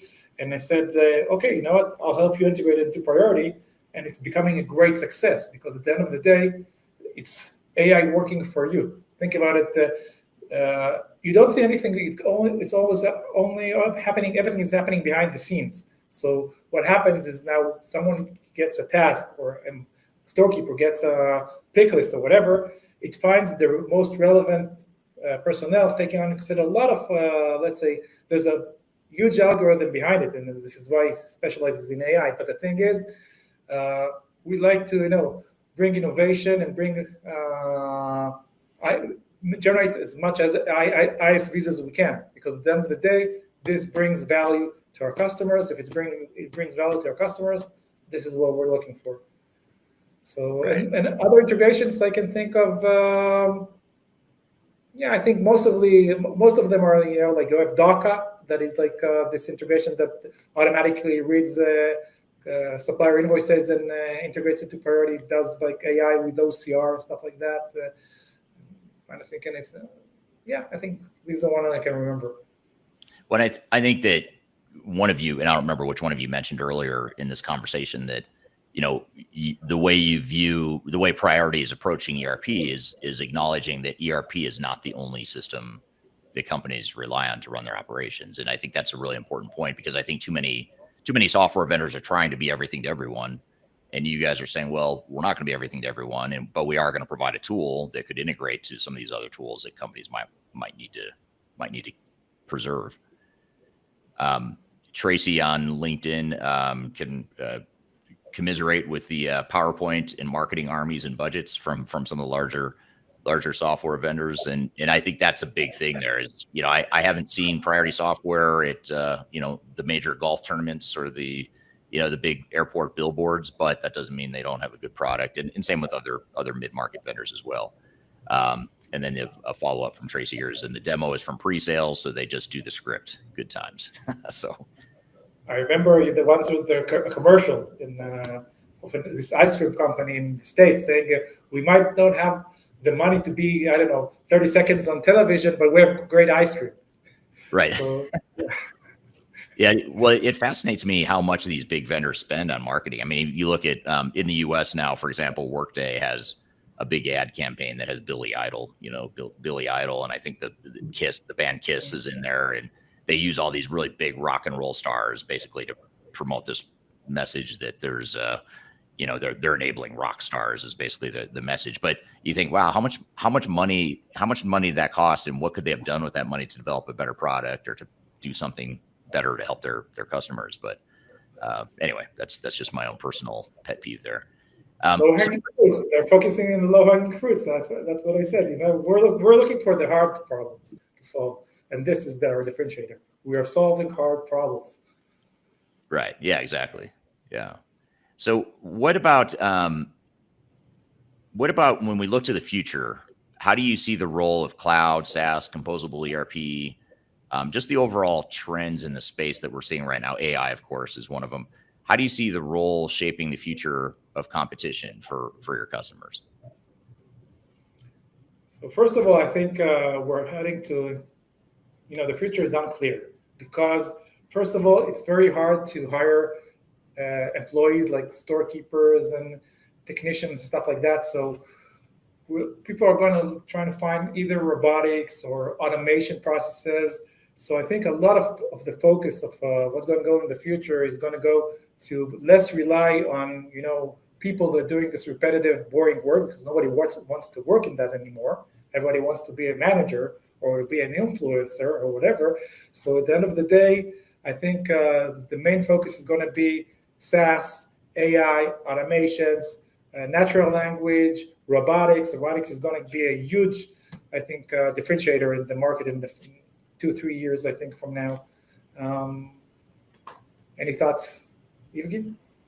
Yeah. So I wanted to kind of second on what you said. I met a retail customer recently, and he was showing me his robot for packing, e-commerce shipments, and then he would tell me like, I need to get another one, and I was asking, are you trying to save money on actual employees? And he would like, no, I'm not able to hire employees, so I'm not trying to save money on employees. I just want to be able to do the work done, right? And by the way, his robotic processing is connected to Priority, and all the sales orders and the shipping orders and everything is kind of working together with this robot. So this is very very cool, and I think AI is going to be kind of helpful in that. Potentially not in the way that people kind of assumed a couple of years ago when it was super hyped, and people would say, "Oh, I'll just hit this button and magical things and unicorns would happen."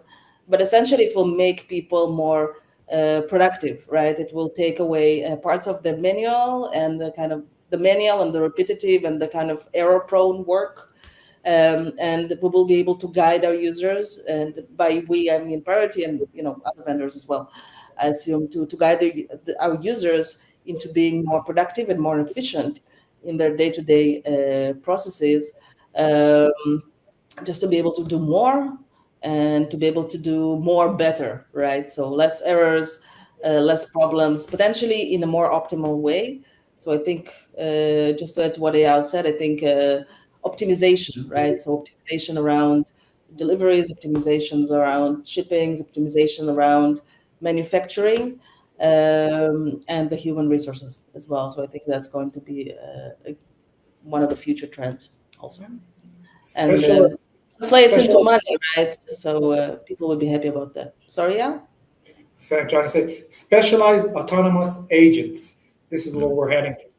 So it's go. You have like a AGI. It's like general artificial intelligence is something that is trained on specific. It's on specific data. It's very, let's say, it's not specialized on my domain. And I think we're looking at specialized agents that know my domain, that know my business, know how to act on a specific rules, and then you'll get accurate, let's say, responses, and at the end of the day could be autonomous. So at the end of the day, we're going to see a lot of things becoming more autonomous instead of even even voice. Today we're doing chat. Now there's a big trend. Even myself, I'm using, think about it. I'm driving my car. I'm talking to Chat GPT, and I'm saying, look, I'm going to tell you a story. I want you to generate now a website for this, or I need to write an article. I'm going to talk to you in free language, and I want you to write this article. So I'm starting to use AI just in the car.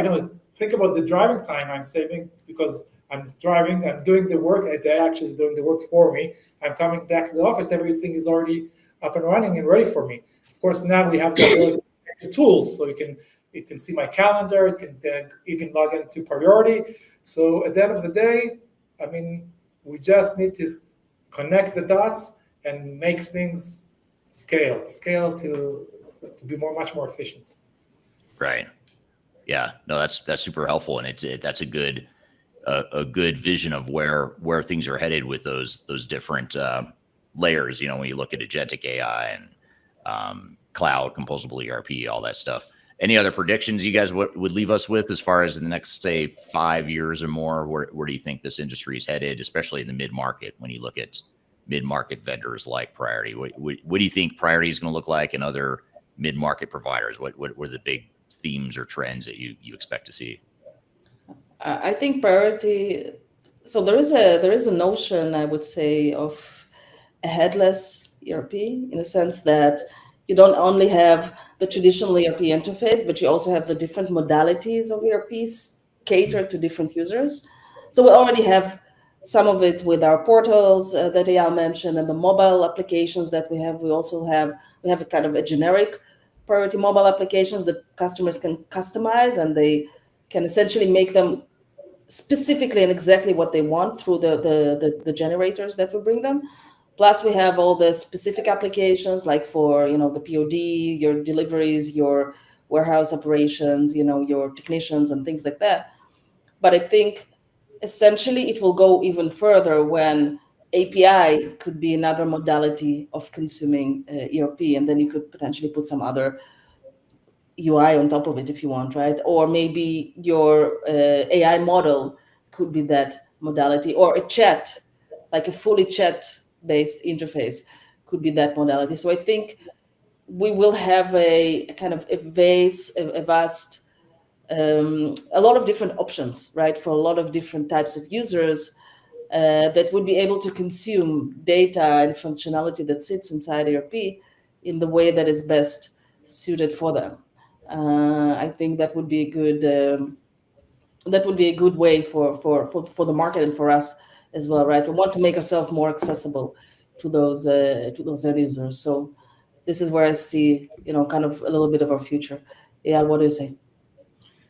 I think people are going to say, okay, spare me of the details and just put me in the loop if I need to handle something that you're not sure of. So things are going to become more autonomous, and we're going to involve a human only if there's something that needs to take a decision. And I think again, this is the future, and it's not too far. I think we're heading there very fast. We even now support voice, if I remember, in the mobile app, so you don't have to chat, or you don't have to use user interface. You just ask your question in voice, and this will generate the actions for you. Right. It's good advice. And, another piece of advice that I know Priority Software has available to customers or to potential customers and everyone listening here today is a blog that you all published recently right here. If you scan the QR code at the top left side of your screen, it's a good blog there on the website, on the Priority Software website, about AI and ERP and how the two are converging, largely touching on those themes that you just mentioned, Evgenya, around AI and how that's going to potentially look in the future. So be sure to scan that QR code to read that blog and learn more about that. But I want to thank you both for being here today. This was a great conversation, and I enjoyed it and learned a lot from you both. And I appreciate having you here today. Yeah. Thank you. So thank you, and we'll meet. Hopefully, we'll meet again. Exactly. In the AI pace, it could be probably pretty fast. Right, exactly. Next week. That's what you're saying, that we should meet next week, and then we'll have some new things to catch up on. So Sagiv, the party CEO, tells me, I know how we're going to start our meeting, our weekly meeting. You're going to tell me, remember what I showed you last week? Forget it. There's something much better now, because it's only a week distance. Yeah. Okay, well, thank you both for being here today. Really appreciate your feedback there and you sharing your expertise, and thank you to the audience for the great questions as well. We've got a lot more to cover. We're going to actually get into a discussion here in just a moment with Baan, who started and founded Baan software back in the 70s. He built that software to become the leading ERP provider back in the 90s. And he sold the company to Infor Software, and then he has since left and has started a couple other companies since then, one of which is his most recent endeavor and pursuit, which is a company called Rappit, Rappit. And they provide development and microservices types of software, really technology that provides an alternative to the traditional ERP model. So we thought it'd be really interesting to hear from him where he sees the industry going. He's seen it all. He's seen the rise and the fall of the ERP software category as we know it, and now he's providing a solution and really a philosophy around how enterprise technology might look going forward. And so we're going to get his thoughts on that here in just a moment. But first, we're going to take a quick break. We'll be back with more Transformation Ground Control. Met her in a club down in Old Soho, where you drink champagne and it tastes like Coca-Cola. I'm excited to announce the release of our 2025 Digital Transformation Report. It's available now on the Third Stage Consulting website, www.thirdstage-consulting.com. This report gives you an unbiased, technology-agnostic insight to help you optimize your organization's projects for success. Get your copy today using the QR code in front of me or on our website. Are you looking for ways to promote your product or service to enterprise technology decision makers and influencers throughout the world, like the ones who listen to this podcast? Major Tom Productions creates media, events, and influencer marketing for B2B technology providers. Our productions are exciting, educational, disruptive, and effective. Most importantly, they create results. Our content is unlike any other in this industry, engaging, influential, and trusted by technology buyers and influencers throughout the world. Each month, our productions reach hundreds of thousands of targeted buyers and decision makers who trust and engage with our honest and tech-agnostic content. With long-tail viral results and engagement with our content, Major Tom Productions provides a way to reach your target market and create awareness, calls to action, and a connection with potential customers. So, collaborate with us today. Learn how we can feature your product or service on podcasts such as Transformation Ground Control, Journey to S/4HANA, and Journey to Dynamics 365. We can also feature your brand on our YouTube channel called Digital Transformation with Eric Kimberling, which boasts over 100,000 subscribers and over 2 million video views per year. You can also participate in our in-person events, including our Digital Stratosphere Conference. Contact us today to learn more. We can tailor a marketing campaign that works for you. We look forward to helping more people learn more about and become engaged with your brand.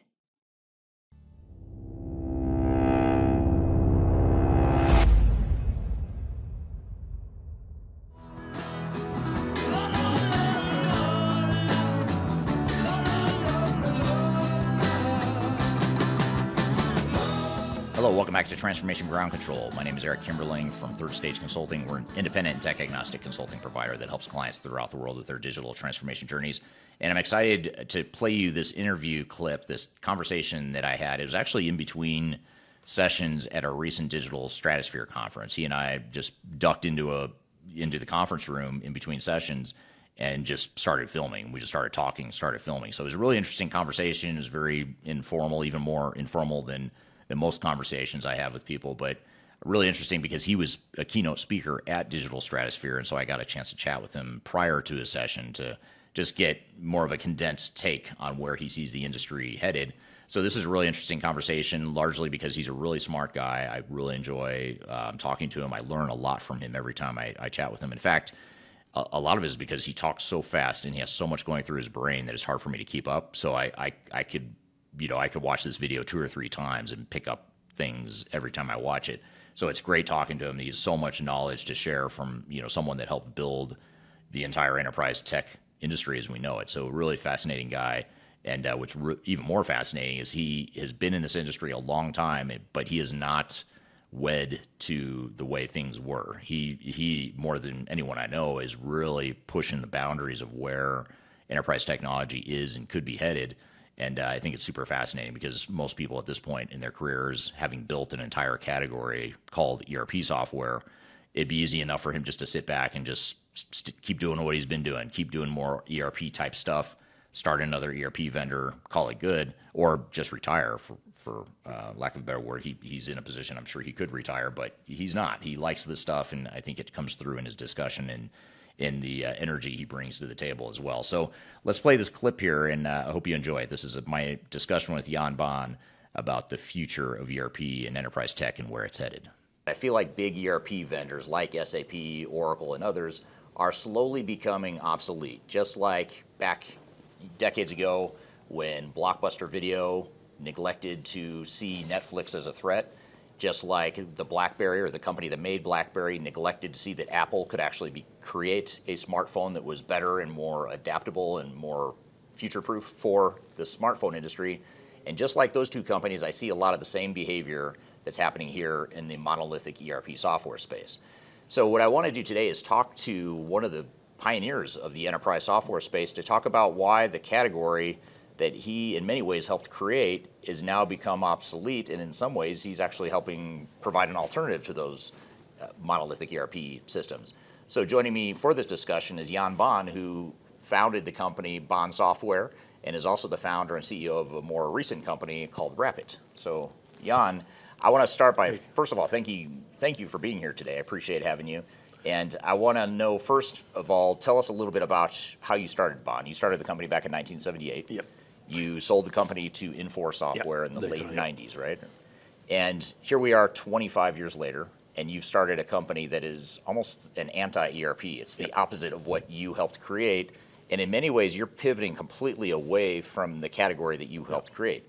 So why is that? Like, why do you think ERP vendors are struggling right now, and why are you creating an alternative to that? First, not anti-ERP is beyond ERP, what we see, because you still need ERP, but the question is, how are you using it? I spent 20 years and became, in 98, I Gartner as one of the leaders. With SAP, we became the leaders in SAP. SAP, the biggest, we the best, we are the most innovative one, winning the Boeing deal with 40,000 users in 1995.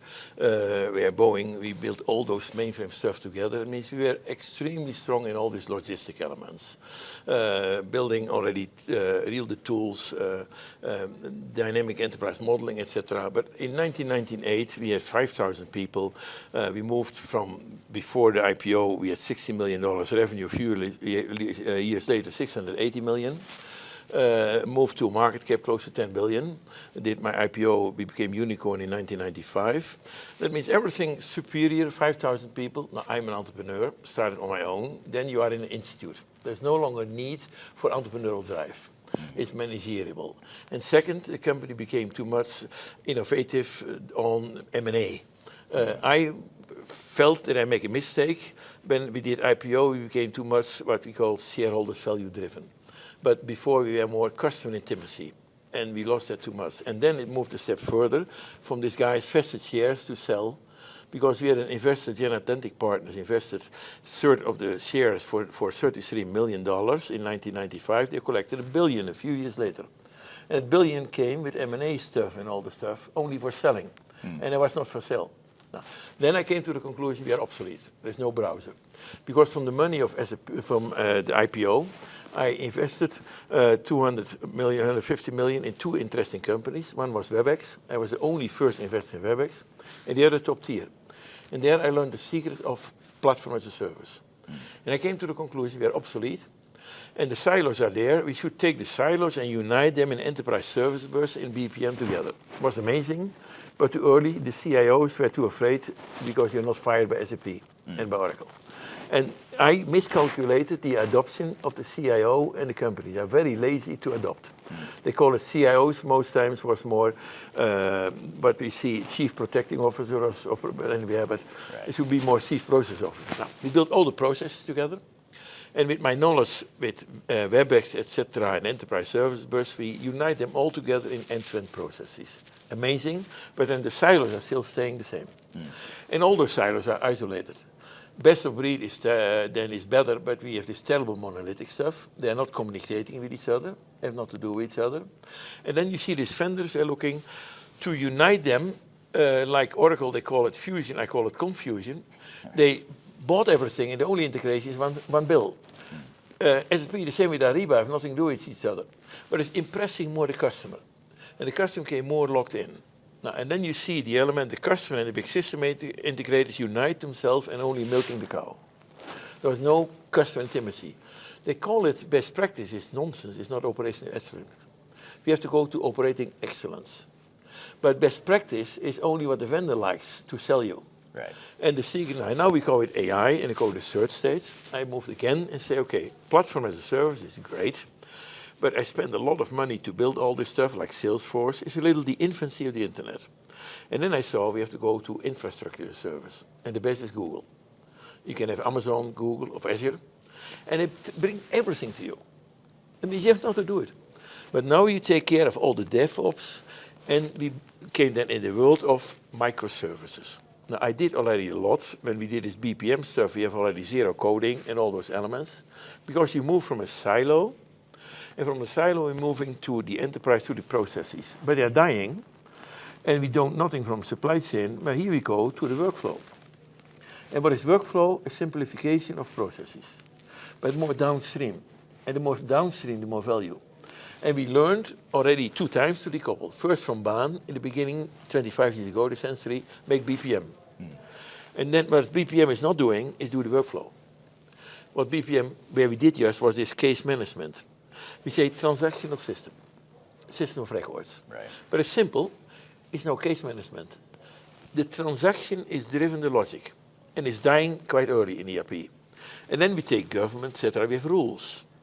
And we deal with rules, and that's case management. Now we were able, in 25 years, to unite them.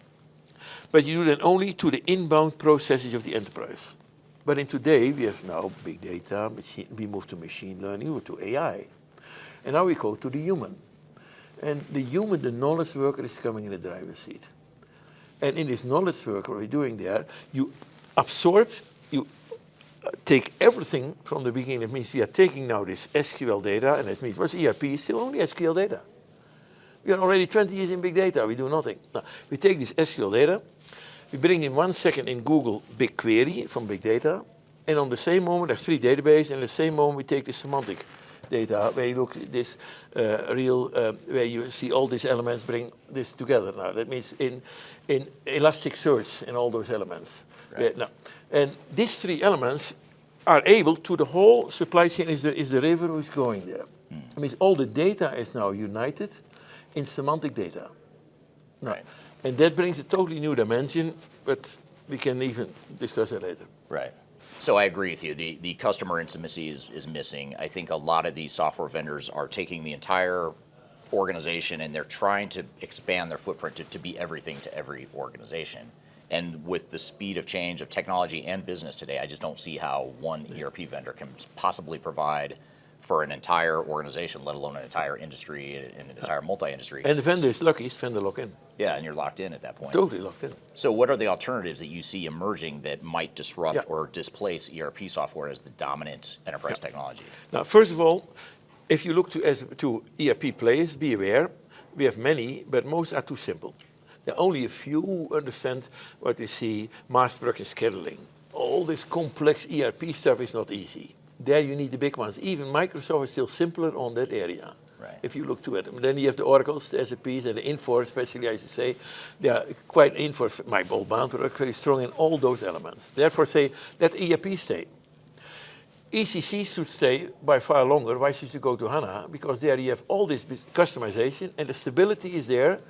And HANA is coming from a lot of the same principles, rebuilding that. Now, first we say, don't fight with the elephant. Encapsulate them and decouple that. You decouple it, and then the data allows you, now with APIs, especially with the REST API, to bring everything in microservices. That means you take the generic specific services in ERP, let it stay there, and you can reduce tremendous a lot of users, because now you see if you have 20,000 users, only 500 users, 1,000 are dominant to feed it, but all the others are too complicated, and their job have to go back is to the complicated element of ERP. Right. The core ones knows how to do, but those who deal with all this workflow-related stuff are struggling with this ERP. And microservice help them to increase 2 times their productivity. Now, that is then what you do. It can be very simple, step by step. Bijvoorbeeld, why should you have a warehouse management solution in ERP? Is they do not understand it. There is more retail. You need other elements. Build a retail-oriented, say, warehouse management solution. A shop floor solution can be much better built in microservices for the simple people on the shop floor. Transportation is crucial to it. Do it in microservices. We do it for Hoyer, and a company over 5 billion market cap, one of the leaders there in Germany. We built a totally complete, state-of-the-art, AI-driven, microservice-driven element for transportation, where it is collaborative. But see there, ERP is not collaborative. It's dictating. Right. And workflow is only collaborative. And these collaborative elements are the power of microservice. You build them all individual, you synchronize them. And that is much simpler way, and you do it. And then what we say, we do it evergreen, because we are generating with Rapid, very simple, 80% of the source code immediately plain Java. No vendor lock-in. Right. And the Java world is more attractive than the .NET world, I should say, for business. The professional, real business guys are Java. And the office type of people, spreadsheet type of people are .NET, in my opinion then. Right. Therefore, I like Java, and it's no locked in, it's open. And then in this microservice, you build 2 elements. One is with Rapid Developer. You make them together, and then you go to the no-code. It's called Rapid Composer, and it's more like Power App, an alternative, but it's more totally focused on this stuff, where you do everything without IT. And you do evergreen, you can permanently replace this stuff. Right. Now, that is will be a big change. How do you think the big software vendors will respond? I know Microsoft has Power BI, which you mentioned, so they've got a tool that maybe addresses some of that threat to their core Microsoft D365 model. But when you look at SAP with S4HANA, or when you look at Oracle with Fusion, other vendors in the marketplace, how do you think they'll respond to this trend in this alternative First of all, threat? Sinclair Ferguson already, Clayton Christensen already mentioned that if you look to Microsoft, is still missing some object-oriented stuff in Office. And the foundation is already not good in SharePoint, Office, and spreadsheets, and they believe in this one with AI to propel them. And they have Power App to optimize them. But we go deeper in Google, we take everything object-oriented already. Now, and that means what we dare do, and it's then even danger, I should say, Microsoft see they have still the power to do something there, and also their vendors. SAP will become in difficult areas.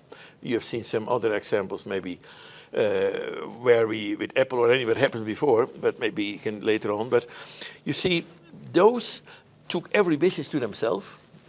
The core is so legacy, they are mainframe oriented, and they bring billions in AI, but then you're locked in even in AI. You were already locked in, and it's the most dangerous part what you can do.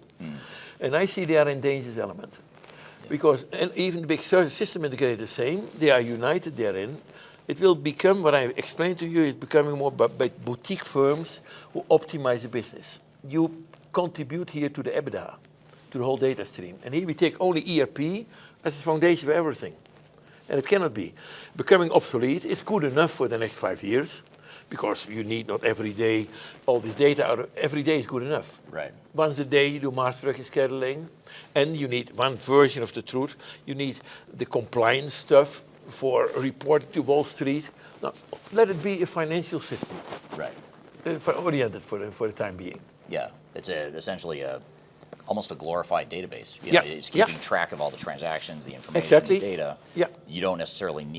But a legacy database, only a transactional database. Yeah, not the system of innovation. Right. And that's where you're seeing the decoupling happening. Yeah. Is ERP is handling transactions and data. Yep. And then other systems now are able to provide that system of innovation. And you don't necessarily need to go through a multi-million-dollar ERP replacement to totally get not. to the ERP and the system of It innovation. can be 10 times cheaper. Yeah. And no longer big bangs. And if you have perpetual license, why should you give this up for life, for eternity? Perpetual license to subscription where you're locked in. Right. Even your customization is better sounded already and good enough for the back end, because the value is in the front end, downstream. And the back end is now isolated from the front end. Now the opposite, you're smart people from Google or ServiceNow or anyway do some things, but if you not have a good integration of the ERP system, you have no value. Right. And that is what happened now. People, the kids of Google cannot build ERP. And those kids in Microservices have a big handicap, the problem. They have no idea how to deal with ERP. And then you're missing the core ERP data, and it's still the gold. Are the rough diamonds. Right. That will stay forever. Now, those diamonds can be cleaned up and anywhere, but the ERP is the starting point for 90% of all the data. It's still ERP. Right. And the most core elements. There's maybe the glacier where you have this algorithm, etc. Now, take care for that, protect it, and step by step innovate them and bring them more in a collaborative world. Right. And what we see therein, that's becoming real very important. Yeah. Yeah, it's really interesting to see the trend, and I think first of all, I imagine there's a lot of ERP software vendors watching that are not going to like this video. And that's okay, because it's important for buyers. I've been there. Yeah, you were one, so that's why I feel like you're more credible than anyone to have this conversation. But how do you see? How should customers manage this? How should they navigate this? The fact that maybe they're already vendor locked in. Yeah. Maybe they're being pressured by their vendor like SAP to migrate to S/4HANA. They feel like they want to take advantage of it, maybe some of the AI tools that SAP provides, but they have to go through this big S/4HANA. Yeah. And so how do you navigate what's possible now with AI and what they might need in the future with ERP and AI? Now, I'm happy to be here in Denver on your conference and to be tomorrow the keynote speaker. That means I see people should be aware people are not aware therein, and are misleaded by vendor and by big system integrators who all have only one goal, is their own personal market cap. Now, that means I see Info one of the best therein, who are more optimized in this element, what I see also as a real professional player therein, but okay. But now, that is one element. People should be aware. And first, if you do some things, take anyway phase 0 and investigate with professionals like with you guys to be aware of what's going on. And then AI is extremely dangerous. Now AI brings you so much tools, and you generate something, we call it weekend software, but you don't know what you're generating. Now, we take AI to generate no software, but to produce it in the models and to take all this DevOps stuff thing. And what is the crucial part is the deployment. And the deployment is not only the Googles, the IoE, it's the DevOps, and that's what we prioritize. There is the value in. And ERP is a simple part. Could be on-prem, could be on cloud, who cares? Even good enough. And it's simple because it's not. But the complexity is in these microservices who are changing every minute and are AI driven. We call it agentic AI driven. Everything. It means everything should be generating an agent, and the agent can be never more than a butler. If the agent manages you, is the most dangerous part. Take care, and the agents can do a lot. The agent can do a lot for you, make you 5 times more productive. You see also your consulting stuff. Now that makes, but people, Drucker expected already, and they come much more. They expected already in last century that the productivity of the knowledge worker will double. It will be maybe 5 times more for the professionals. The EBITDA of companies can go more. And what is the problem? We have the 7 magnificent ones. They own 17,000 billion market cap. And they have even no value for the customer. And these poor manufacturing companies have nothing, not only 1 times. And they give all this AI more to rich guys. NVIDIA is only making tools. Right. Now, instead of 7 companies with 17,000 billion, why could we not have 17,000 unicorns as even manufacturing companies? Right. They should grow. Yeah. Now, but where can they grow? They will multiply the EBITDA, and their market cap will even triple, will go much more. Yeah. Now they're isolated because ERP brings them no market cap. Right. ERP is not contributing to the EBITDA. It's consuming the EBITDA. Yeah, in some cases you're actually decreasing the value of the organization, especially when you read some of these financial reports from big publicly traded companies where they highlight in the annual report to the note to investors that we have a big ERP implementation that's not going well, we're spending a lot of money on it, and then that hurts your stock price. So you think about where could I be deploying that capital better? Could I build another factory? Could I open a new location? Could I go acquire another company? And now we see it is so simple with this microservice, and it's ongoing. It's under control. Everyone can do it with few people themselves. And even this no-code is done by the business users themselves without the IT. Yeah. Because we bring what we generate in Java, we bring it in 1 second in the runtime version. Here we protect all the DevOps. And there we have the simple elements where you see the spreadsheet type of stuff, where you build now in a very modern way your apps therein. Well, I really appreciate what you're doing in the industry because I think it's always good for customers to have more options. I think the more we can do to not allow or not accept the fact that a customer needs to be locked into one vendor, if we can provide them alternatives like what you're doing with Rapid, I think that's a great thing for the industry, and I think it gives consumers or end businesses choices, and I think that's really important. And Erik, the most important element is, are we here for customer intimacy? Customer intimacy without vendor lock is by far more, you have a customer for life. Yeah, give them a choice you get, to come back to you because you've shown that customer. You have choice, and they're coming more, and you win. Is a much more win-win element therein. Yeah. And we should be less greedy and more, I should see, contributing to the customer, who is even the most important one, which is paying the bill, and take care and help them and do it. And you can do it now without even big service integrators, system integrators, because you can do it with the internal people themselves. The consultants we discussed already are changing also more and more to execute, not only investigate, but execute on elements. And you see small teams of consultants who can help the customer to the boardroom, to the EBITDA. Right. Yeah, there's no reason you need an army of consultants to deploy new technology into your organization. Absolutely. Should be simple. Right. So thank you again to Jan for being part of this conversation, not only here, but his keynote presentation at Digital Stratosphere a couple weeks ago was phenomenal. It was really good, and always one of the highlights of the conference when he is there. So appreciate him joining me on camera for this conversation, and I hope you found it helpful. So that's what we've got for you today, but I'd love to hear from you, from the audience. What do you think the future of ERP looks like? What is the future of enterprise tech? Is it gonna return to normal at any time soon? Is this a new normal? Is there something we missed here that you think is going to happen that is totally different than what we've discussed here today? I'd love to hear your feedback. Just drop a comment wherever you're listening or watching today. I'd love to see what your thoughts are. So thank you for being here today. Great discussion, and I appreciate all the audience feedback as well. We'll be back next week with another episode of Transformation Ground Control. Hope you have a great week in the meantime. Take care.